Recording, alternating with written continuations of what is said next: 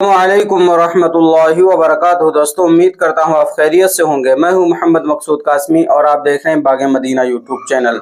दोस्तों, उत्तर प्रदेश के अंदर क्या हालात हैं आप हजरात को पता ही है। अब साथ साथ में जो अड़ोस पड़ोस के राज्य हैं उन्होंने भी कुछ हरकतें शुरू कर दी हैं।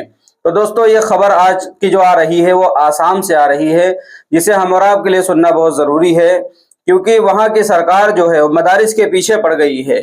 बस उनका एक ही मिशन, ऐसा लग रहा है कि एक ही मिशन है कि सिर्फ मदारिस को जल्द से जल्द बंद कर दो, उसके बाद किसी और चीज़ को नहीं करना है।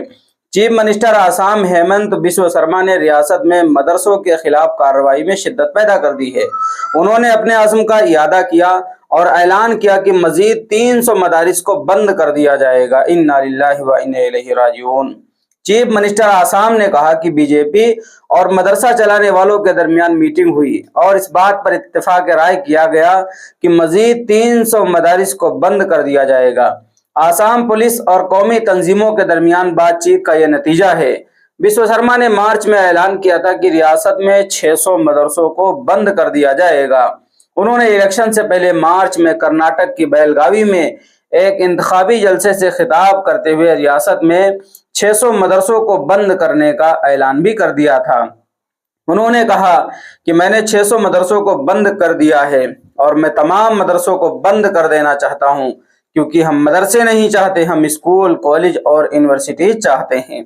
शर्मा की जानिब से 2020 में मुतारफ किए गए कानून के मुताबिक तमाम सरकारी ज़ेर इंतज़ाम मदरसों को बाकायदा स्कूलों में तब्दील करने का हुक्म दिया गया है और उनसे कहा गया है कि वो बाकायदा स्कूलों में तब्दील हो जाएं और आवाम को राहत फराहम करने जनरल एजुकेशन फराहम करें। जनवरी 2023 तक आसाम में जुमला 3000 मदारिस थे, जिनमें रजिस्टर्ड और गैर रजिस्टर्ड मदरसे भी शामिल है। तो दोस्तों, आसाम के अंदर इस वक्त ये हालात हैं कि हेमंत बिस्व शर्मा जो वहाँ के मुख्यमंत्री हैं वो मदारिस के पीछे पड़े हुए हैं। अब उन्होंने ऐलान किया है कि 300 मदरसों को बंद कर दिया जाएगा और मदारिस की ज़रूरत नहीं है, बल्कि यूनिवर्सिटी की और दूसरी चीज़ों की, स्कूलों की ज़रूरत है। बाप हजरात का इसके मुतालिक क्या कहना है नीचे कमेंट कर दीजिए और पहली बार चैनल पर आए तो सब्सक्राइब कर लीजिए। चलिए दोस्तों, फिर मिलते हैं इंशाअल्लाह जल्दी किसी नए वीडियो में किसी नए टॉपिक के साथ। अस्सलाम वालेकुम रहमतुल्लाहि व बरकातहू।